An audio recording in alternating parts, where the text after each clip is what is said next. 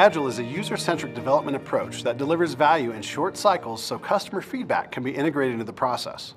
When assembling an Agile team, the role of the product owner is very important to the success of the overall team, as this is the person who owns the vision for the product and represents the needs of the customer. On an Agile Scrum team, the product owner is a well-defined role filled by a single member of the team. In a continuous flow or Kanban environment, the role is not mandated, but such teams usually still have someone taking on these responsibilities.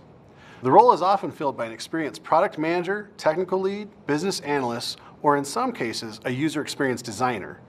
The essential qualification is an intimate knowledge of how the product is used and the value it brings to the customer and the business. Because the product owner represents both the customer and the business, it can be a tricky balancing act. Input and feedback ideally come from people outside of the Agile team, but the product owner has the sole responsibility to distill information and communicate it to the team. Thus, the product owner protects the team from multiple, potentially conflicting sources of input. The product owner also owns the product backlog. Backlog items, including user stories, can be written by a variety of people, but the product owner often ends up writing many of them. More importantly, the product owner ensures that all backlog items are well-formed, clear, and right-sized. They are constantly turning feedback into good user stories with clear acceptance criteria. This includes breaking down features and large stories into smaller ones that can fit into sprints. The backlog is constantly evolving, so the product owner lives in a continuous cycle of collecting information from stakeholders and elaborating backlog items. This helps them prepare for various planning cycles, ensuring there is enough information for the team to be able to estimate the work.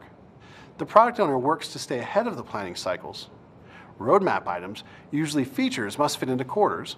Stories must fit into sprints by the time release planning comes around. And stories should include acceptance criteria in time for sprint planning.